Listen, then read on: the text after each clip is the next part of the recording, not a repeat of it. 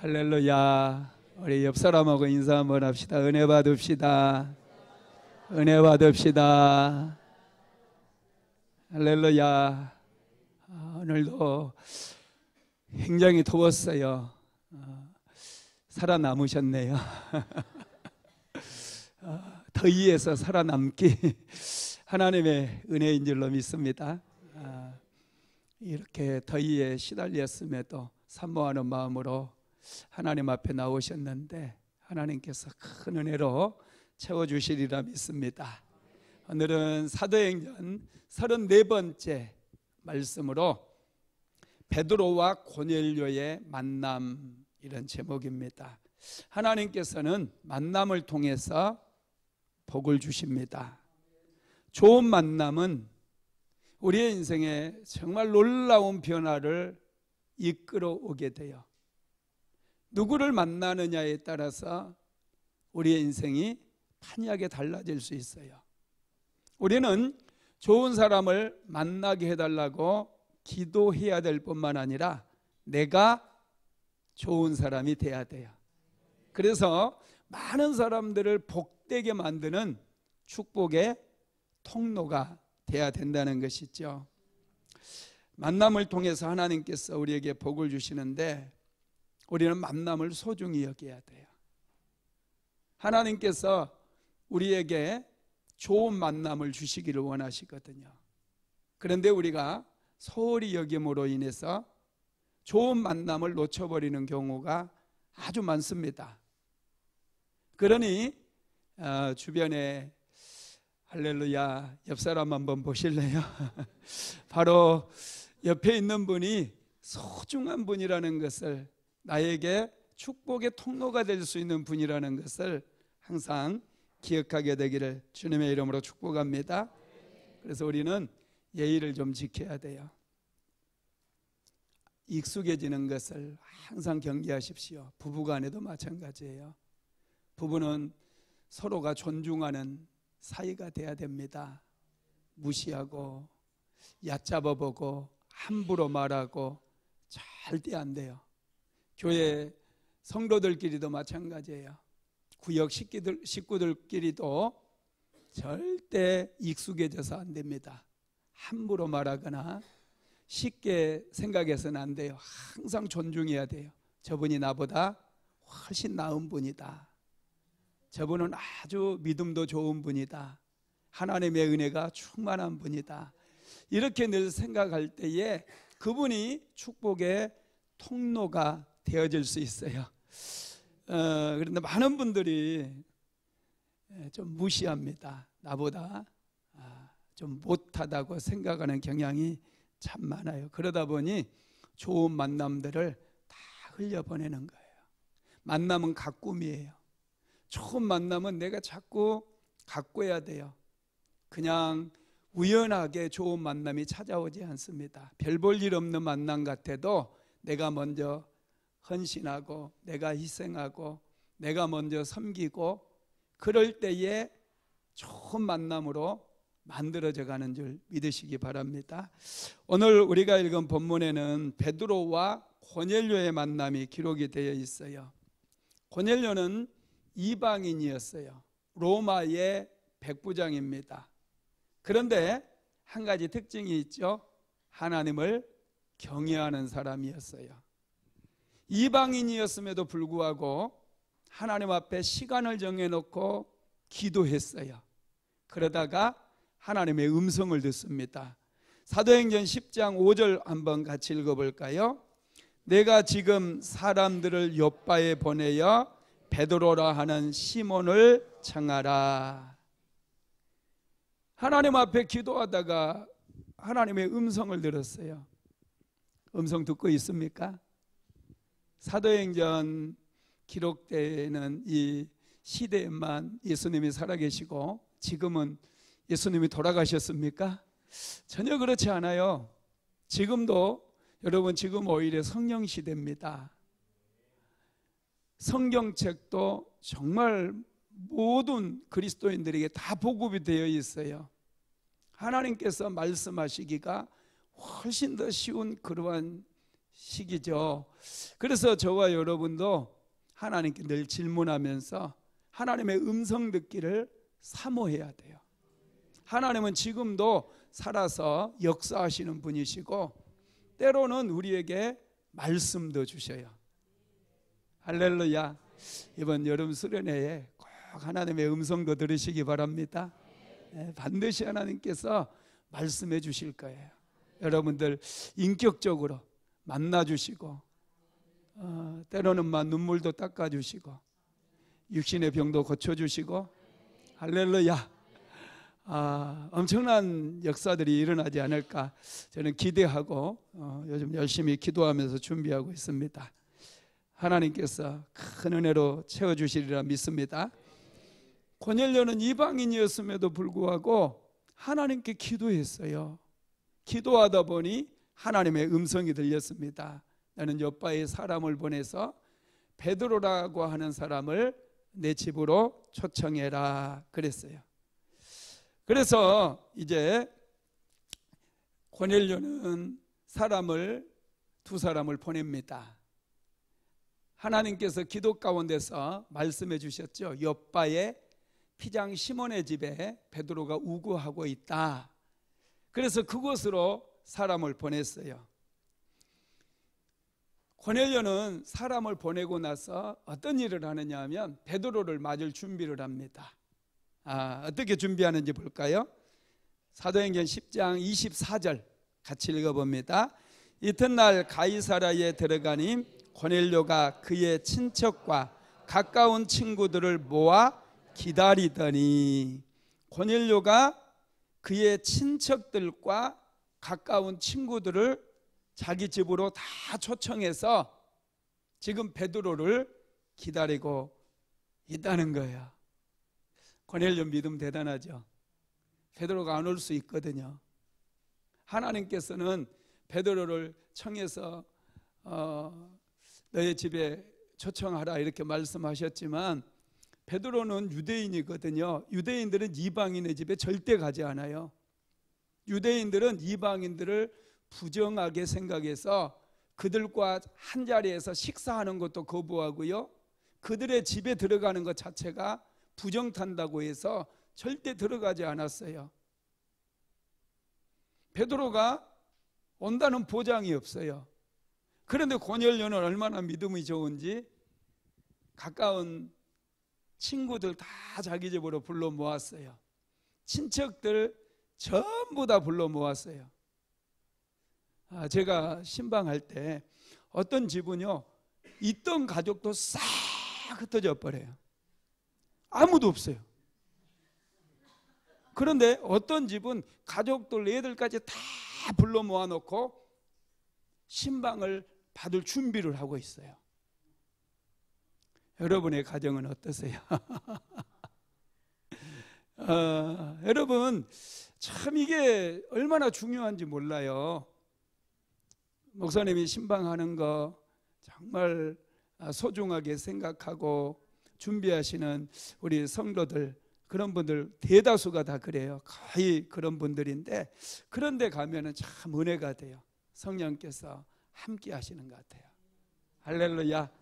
네. 지금 고넬료는 베드로가 온다고 하니 자기 친척들, 일가 친척들, 친구들까지 다 자기 집으로 다 초대를 했어요. 고넬료는 하나님의 말씀을 조금도 1도 의심하지 않아요. 멋있죠? 고넬료 정말 멋있는 사람이에요. 이방인임에도 불구하고 하나님께서 반드시 베드로를 보내주실 것이고 베드로의 입술을 통해서 정말 살아있는 하나님의 말씀을 들려줄 거라는 것을 고넬료는 믿은 거예요. 그래서 이제 어떻게 해서든지 주변에 있는 사람 한 명이라도 더 데려다 놓고 하나님의 말씀을 같이 듣기를 원했다라는 것입니다. 여러분, 하나님께서 어떤 사람에게 복을 주시겠어요? 이렇게 준비를 잘하는 사람에게, 고넬료와 같이 친구들까지 온 가족을 다 모아놓은 이런 가정에 하나님께서 큰 은혜를 주신다는 것이죠. 그리고요, 좀 더 우리가 중요하게 생각해 봐야 될 게 있어요. 베드로는 하나님의 음성을 들었을 때 바로 순종했다는 거예요. 순종은 하나님께서 아주 기뻐하셔요. 하나님의 음성이 계속 들리거든요. 순종하는 사람에게는 계속 들려요. 그런데 불순종하잖아요. 하나님께서 분명히 말씀하셨는데 불순종하면 하나님은 우리에게 더 이상 말씀하시지 않아요. 빨리 불순종을 회개하고 돌이키고 순종해야 돼요. 여러분, 아브라함을 한번 생각해 보세요. 75세의 나이에 너는 본토 친척 아비집을 떠나 내가 네게 지시할 땅으로 가라 말씀했잖아요. 엄청난 모험이거든요. 75세에 이사를 가는데, 그것도 한 번도 가본 적이 없는, 그야말로 외국으로 이민을 가는 거거든요. 말도 통하지 않아요. 그런 곳으로 가라는 거예요. 근데 즉시 순종합니다. 바로 순종해요. 그리고 99세가 되었을 때 하나님께서 내 아내 사라에게 내년 이맘때에 아들이 생길 것이다 그랬을 때 의심하지 않고 믿습니다. 여러분, 이 믿은 것도요 순종이에요. 하나님께서 말씀하시면 믿으면 그게 순종하는 거예요. 또 아브라함을 아브라함이라고, 사례를 사라라고 이름을 바꾸라고 할 때도 바로 순종해요. 저는 아브라함이 좋은데요. 근데 왜 바꾸라고 그랬어요? 사례도 얼마나 좋은 이름인데 하나님 왜 자꾸 바꾸라고 그러세요? 이렇게 따지지 않아요. 바로 순종해요. 그리고 99세가 되었을 때 하나님께서 아브라함에게 찾아오셔서 집안의 온 식구들, 남자들 전부 할례를 행하라고 그래요. 할례. 이거 외과 수술이에요. 굉장히 힘든 일이거든요. 그런데 그대로 순종합니다. 또 이제 독자 이삭을 낳아서 키우잖아요. 어느 날 하나님께서 내 독자 이삭을 모리아산으로 데려가서 번제로 드려라. 요 청천벽력 같은 말이거든요. 그런데 바로 순종해요. 아브라함이 이렇게 순종을 잘하니까 하나님께서 아브라함을 축복해 주셨고 복의 통로로 사용해 주신 것이죠. 하나님께서는요 약속도 있어요. 순종하는 사람들에게는 하늘의 보고를 열어주시겠다, 축복을 열어주시겠다, 축복의 문을 열어주시겠다 말씀을 하셨는데 한번 같이 읽어봅시다. 신명기서 28장 12절로 13절 시작. 여호와께서 너를 위하여 하늘의 아름다운 보고를 여시사 내 땅에 때를 따라 비를 내리시고 내 손으로 하는 모든 일에 복을 주시리니 내가 많은 민족에게 구워줄지라도 너는 꾸지 아니할 것이요 여호와께서 너를 머리가 되고 꼬리가 되지 않게 하시며 위에만 있고 아래에 있지 않게 하시리니 오직 너는 내가 오늘 내게 명령하는 내 하나님 여호와의 명령을 듣고 지켜 행하며. 여호와께서 너를 위하여 하늘의 아름다운 보고를 여시사 그랬는데 하늘의 보물 창고를 열어주신다는 거예요. 하늘의 보물 창고가 열리면은 때를 따라 비가 내리고 손으로 하는 모든 일이 잘 되고 그래서 민족에게 구워주는 그런 나라가 된다는 거예요. 여러분, 그 애플이라고 하는 회사 그 시가총액이요 북한의 뭐 예산 이런 것보다 몇 배가 많아요. 한 회사에 엄청납니다. 여러분, 이것처럼 하나님께서는 이렇게 민족에게 구워줄 정도로 우리에게 복을 주시는 분이세요. 하나님은 통이 커요. 할렐루야. 하나님은 뭐 감질나게 주시는 분이 아니라 하나님께서 축복을 주시면 아주 통 크게 주시는 분이십니다. 그래서 우리는 순종하는 법을 잘 배워야 돼요. 제가 그 성품에 대해서도 설교를 종종 하잖아요. 축복을 담는 그릇이라고 제가 얘기를 하거든요. 축복을 담는 그릇이 성품인데, 성품 중에서 가장 하나님께서 귀하게 여기시는 성품이 순종하는 성품이에요.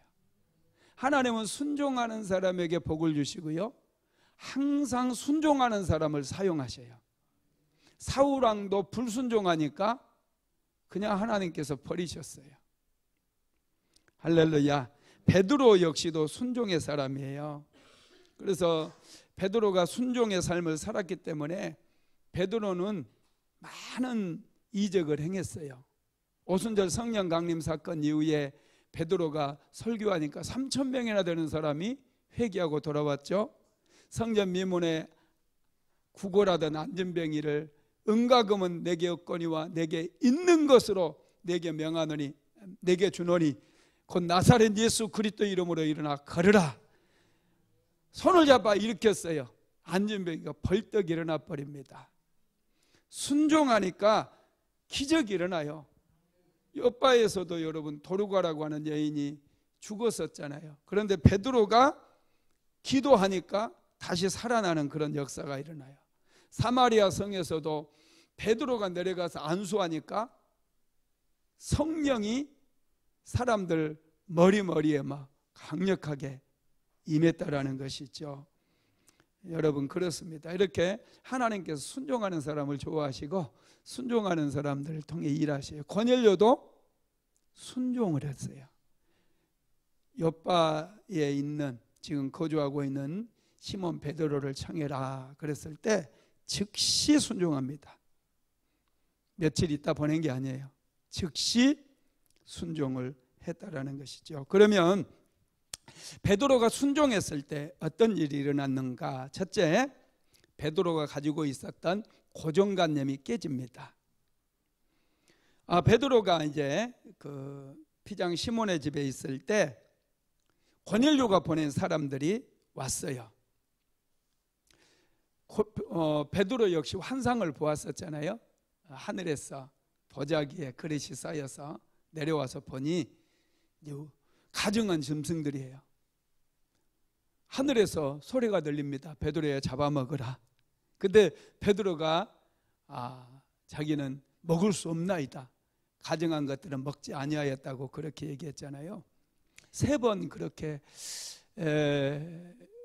반복돼서 일어난 후에 이제 베드로가 있는 집 대문을 두드리는 소리가 들린 거죠. 고넬료가 보낸 사람들이 도착한 거예요.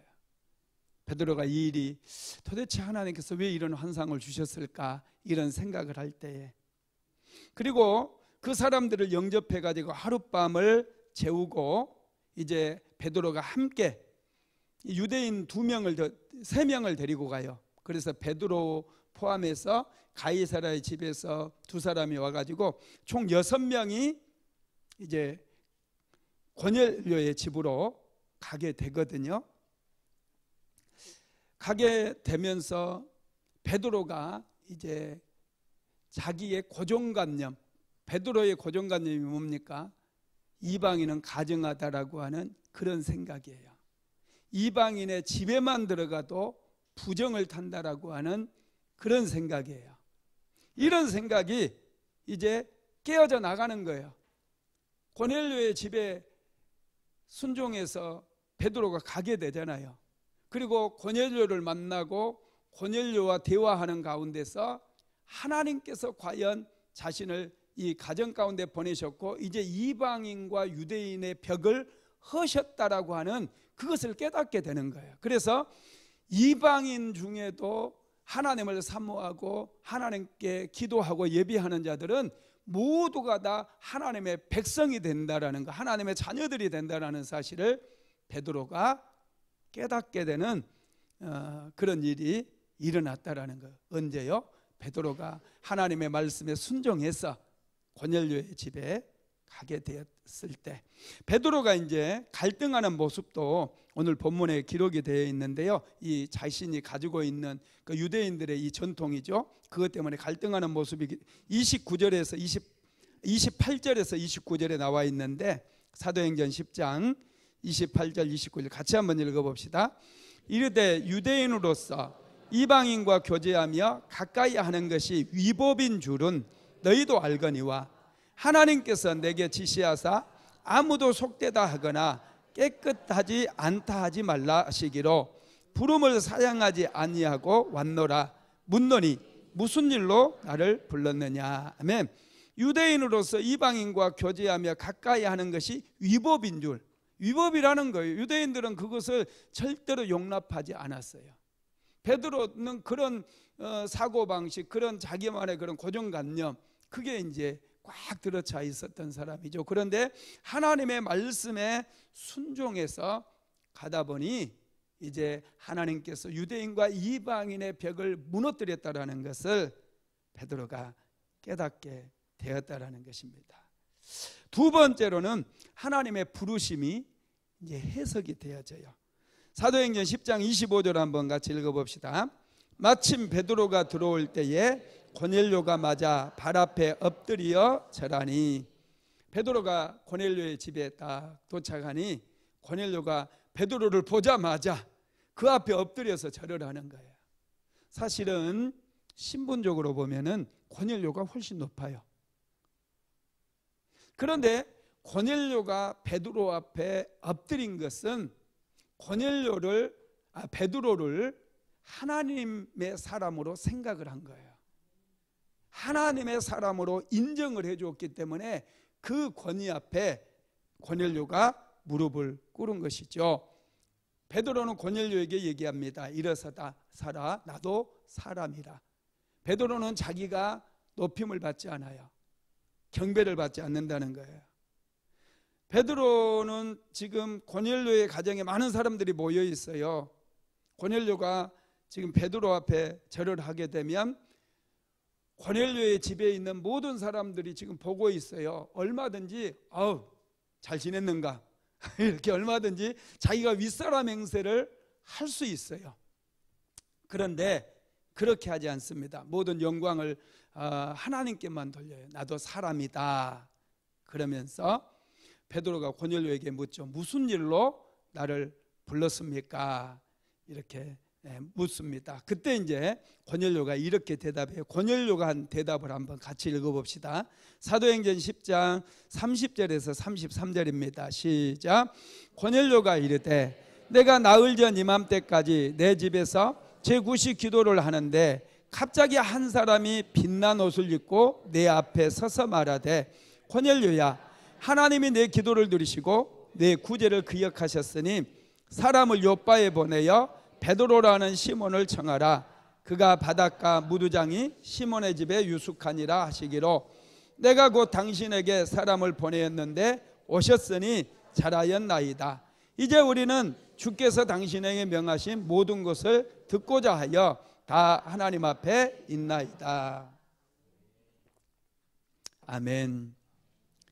고넬료는 베드로에게 베드로가 나를 왜 부르셨습니까? 그러니까 자기가 기도하던 중에 환상이 열렸고 빛난 옷을 입은 한 사람이라고 그랬죠. 그 분을 본 것을 얘기하고 그분이 당신을 청하라고 했다. 그렇게 얘기를 합니다. 그러면서 고넬료가요, 우리는 주께서 당신에게 명하신 모든 것을 듣고자 하여 다 하나님 앞에 있나이다. 이렇게 얘기해요. 이제 우리에게 당신이 말씀을 주실 차례입니다. 고넬료도 왜 하나님께서 베드로를 청하라고 하셨는지 모른다는 거예요. 베드로도 왜 이 집에 하나님께서 가라고 하셨는지 몰라요. 부른 사람도 모르고 지금 온 사람도 왜 왔는지 몰라요. 단지 하나님의 말씀에 순종한 거예요. 순종하고 왔어요. 그랬더니 이제 하나님께서 자기를 보내신 그 부르심 해석이 되어지는 거예요. 고넬료도 베드로도 왜 지금 베드로를 청하라고 했고 베드로를 이곳으로 가라고 하셨는지 전혀 모르지만은 이곳에 도착해서 이제 우리에게 말씀하셔서 이런 과정들을 통해서 베드로가 이 가정에 예수 그리스도의 복음을 전하라고 하나님께서 나를 보내셨구나 깨닫게 되는 거예요. 이게 참 중요하죠. 여러분 참 놀라워요. 우리는 뭔가 결론을 알고 싶어 해요. 왜 보내셨는지 하나님 말씀하여 주시옵소서. 하나님이 가라고 하면은 왜 가야 되는지를 알고 싶어 해요. 그런데 하나님께서는 그냥 가라고 하실 때가 있어요. 그냥 가라고. 저도 25년 전에 안산으로 이사 왔는데 그때 무척 어려울 때였어요.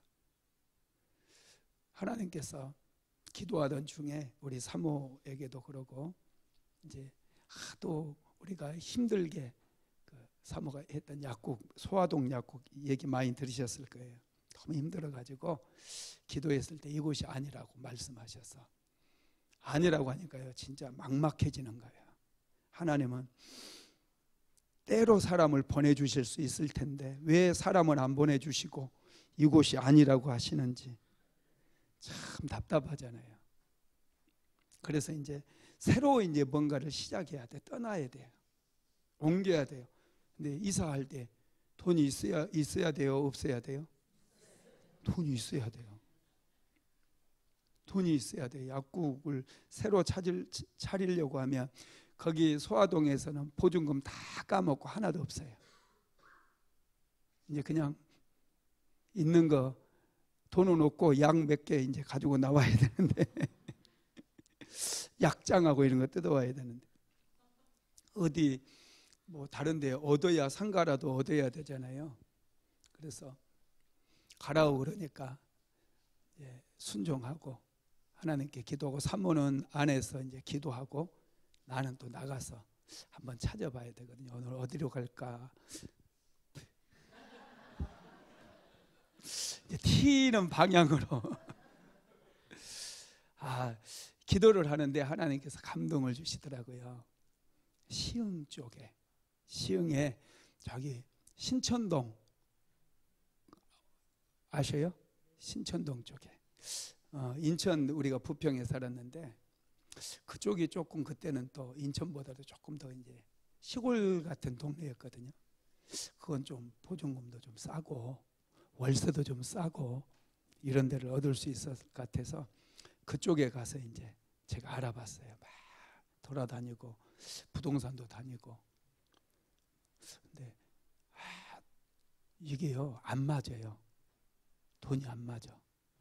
보여주기는 하는데 마음에 들지도 않고 턱없이 비싸요. 터무니없이 비싸더라고요. 그래서 이제 몇 군데 이렇게 다니고 이제 점심 때가 좀 지난 것 같아요. 밥도 못 먹고 그래서 한 부동산에 들어가 가지고 또 얘기를 했어요. 조그마한 약국을 하려고 그러는데 좀 적당한 상가 있으면 좀 얘기해 달라고 그랬더니 아저씨들 담배 팍팍 피우고 한 대여섯 명이서 담배 피우면서 하투를 막 치고 있더라고요. 나를 딱 보고 없어요 딱 그래요. 없어요. 그러니까 이제 없다고 그러니 나가야 되잖아요. 왜 안녕히 계세요 하고 나가야 되는데 나가기가 싫은 거예요. 그 소파에 앉았어요. 그래서 하투 치는 거예요 이렇게.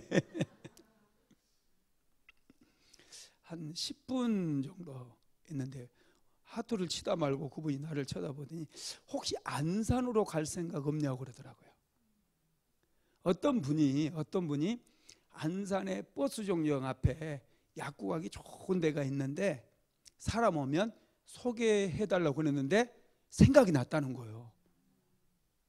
나는 이 동네 보러 왔는데 무슨 안산? 그때 안산도 별로 안 좋았잖아요. 반월공단 막 이런 것 때문에. 그래서 안산은 생각도 안 하고 안산이요. 안산 이렇게 했었어요. 그랬더니 갑자기 그분이 막 전화를 하는 거예요. 그분에게 전화를 하더니 건물 주인을 이제 부른 거예요. 불러가지고 한 10분이 있으니까 차가 한 대 딱 와서 그 차로 나를 딱 태워가지고 안산으로 딱 데리고 와요. 상가를 딱 보여주는데 그때 월세가요 딱 내가 생각하는 우리 사모랑 기도했던 월세예요. 보증금 500에 월 26만 원. 와싸비요. 이거다. 와, 우리는 그 시흥 쪽에다 하려고 그랬는데 없어요 했던 그 사람 말고 그 옆에 하도 치던 사람이 갑자기 안산으로 가자고 전화해줘가지고 버스비도 안 들게 딱 나를 태워가지고 안산에 봤는데 너무 마음에 드는 거예요. 그러니까 마음에 든다고 그러니까 그러면 가게 이야기라도 하재요. 그때 돈이 없는데 무슨 가게야. 점심 먹을 돈 겨우 가지고 왔는데 10,000원 들고 왔는데 그래서 내가 그랬어요. 내일 와서 꼭 계약할 테니까 다른 데 계약하지 마세요. 그랬더니 그러겠다고 그러더라고요. 막 약속했어요. 내일 꼭 오세요. 알았어, 내가 꼭 올게. 그래서 사모랑 이제 계약금을 돈이 하나도 없었는데 빌렸어요. 급하게 막 어떻게 또 잘 빌렸어. 50만 원을 딱 빌려가지고 갔더니 아이고 세상에 나 가고 나서 얼마 안 돼서 그날 밤에 계약을 해버렸다는 거예요. 아이씨 화가 나기도 하고 이래. 아니 그 부동산 사장님한테 그랬어요. 왜 내가 분명히 와서 계약한다고 그랬는데 왜 계약을 했느냐 막 그랬더니 혹시 모르니까 계약을 먼저 하는 사람이 임자지 뭐 그러는 거. 먼저 하는 사람이 임자다고. 그래서 이제 다른 거 보여준다고 몇 개 또 보여주더라고요. 근데 마음에 안 들어요. 거기는 버스 정류장 바로 앞인데 근데 저기는 안으로 들어가는 데고 영 마음에 안 들어요. 아니다. 그래서 사모랑 이제 그 부동산 다시 들어갔고 둘이 또 한참 앉아 있었어요. 한 15분 앉아 있었나? 그랬더니 갑자기 이제 건물 주인 나 차로 태워 갔던 그 주인이 딱 나타난 거예요. 왜 왔는 줄 아세요? 계약금 받아놓은 거 가지러 왔대. 받으러 왔대. 그 부동산에서 계약금 받아놨으니까 그거 받으러 왔대. 그러니까 내가 그 사장님 보고 아니 내가 어제 계약한다고 했어요 안 했어요? 그러니까 한다고 했대. 근데 왜 다른 사람하고 계약했냐고 막 야단을 쳤어요. 그랬더니 이분이 뭐 한참 막 뭐라고 하더니 알겠다고. 내가 그러면 손해 본다고. 계약금 돌려주고 그 계약금 돌려주면 보증금 받은 거 2배로 돌려줘야 되잖아요. 자기가 그렇게 손해 보겠대 2배로. 그리고 나랑 같이 계약하겠대요. 그래가지고 그 자리에 딱 들어간 거예요. 그리고 안산에 하나님께서 이렇게 순종해서 왔더니 참 기가 막히게 여러분들도 만나고 할렐루야. 참 거기서부터 역사가 시작된 거예요. 순복음 안디옥교회는 거기서부터 할렐루야 시작이 된 겁니다. 그래서 하나님의 그 음성이 들렸을 때는 두려워하지 마시고 무조건 순종하면 돼요. 순종하면 역사가 일어나게 되는 것이죠. 고넬료의 이야기를 들었던 베드로는 이렇게 얘기합니다. 사도행전 10장 34절로 35절까지 한번 읽어봅시다. 베드로가 입을 열어 말하되 내가 참으로 하나님은 사람을 외모를 보지 아니하시고 각 나라 중 하나님을 경외하며 의를 행하는 사람은 다 받으시는 줄 깨달았노라. 하나님께서 자기를 왜 이곳에 보냈는지를 이제 깨닫게 되었다는 거예요. 사람은 유대인들이라고 하나님께서 다 그들을 축복하시는 것도 아니고 하나님을 경외하며 의를 행하는 사람을 하나님께서 다 받으시는 줄 이제 깨달았다는 거예요. 유대인의 문제도 아니고 이방인의 문제도 아니고 하나님을 경외하고 의를 행하는 사람을 하나님께서는 하나님의 백성으로 인정해 주시고 하나님의 자녀로 삼아 주신다는 것을 깨달았다라는 거예요.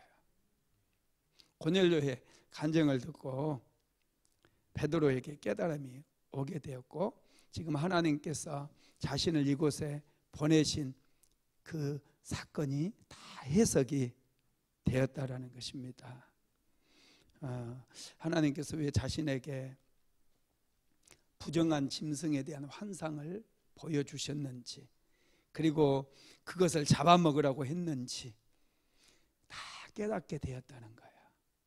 참 순종하니까 깨달음이 오는 거예요. 순종이 먼저입니다. 깨달음이 먼저가 아니에요. 순종이 먼저예요. 세 번째로 이제 예수님이 어떤 분인지를 베드로도 더 깊이 알게 돼요. 순종함으로. 자, 한번 읽어봅니다. 사도행전 10장 36절에서 38절입니다. 시작. 만유의 주 되신 예수 그리스도로 말미암아 화평의 복음을 전하사 이스라엘 자손들에게 보내신 말씀 곧 요한이 그 세례를 반포한 후에 갈릴리에서 시작하여 온 유대에 두루 전파된 그것을 너희도 알거니와 하나님이 나사렛 예수에게 성령과 능력을 기름 붓듯 하셨음에 그가 두루 다니시며 선한 일을 행하시고 마귀에게 눌린 모든 사람을 고치셨으니 이는 하나님이 함께 하셨습니다. 만유의 주 되신 예수 그리스도로 말미암아 화평의 복음을 전하사, 화평의 복음. 여러분, 이제는 유대인에게만 복음을 전하는 게 아니에요. 이방인에게도 하나님께서 복음을 전하게 하셨다는 거예요. 복음이 갈릴리에서 시작하여 온 유대에 두루 전파된 그것을 너희도 알거니와 하나님이 나사렛 예수에게 성령과 능력을 기름 붓듯 하셨으며 그가 두루 다니며 선한 일을 행하시고 마귀에 눌린 모든 사람을 고치셨으니 이는 하나님께서 함께 하셨습니다. 예수님에 대해서 베드로가 새롭게 인식하게 되는 거예요. 새롭게 깨달으면서 예수님이 만유의 주가 되시는 분이라는 거. 유대인만의 주가 아니라 모든 이방인의 주가 되신다는 것을 깨닫게 되었고요. 예수님께서는 성령과 능력이 충만하셨다는 거. 그래서 예수님이 착한 일을 행하시고 마귀에게 눌린 모든 사람을 자유케 하셨다는 것을 깨닫게 됩니다. 네 번째로는 자신이 누구인지를 깨닫게 돼요. 사도행전 10장 39절로 41절 한번 읽어봅시다. 우리는 유대인의 땅과 예루살렘에서 그가 행하신 모든 일의 증인이라.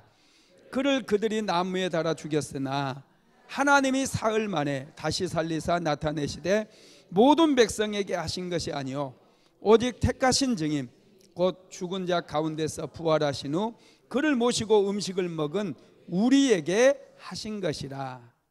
베드로는 순종함으로 자신이 누구인가에 대해서 깨닫게 되는데, 특별히 39절에 보면은 그가 행하신 모든 일의 증인이라는 것을 깨닫게 된 거예요.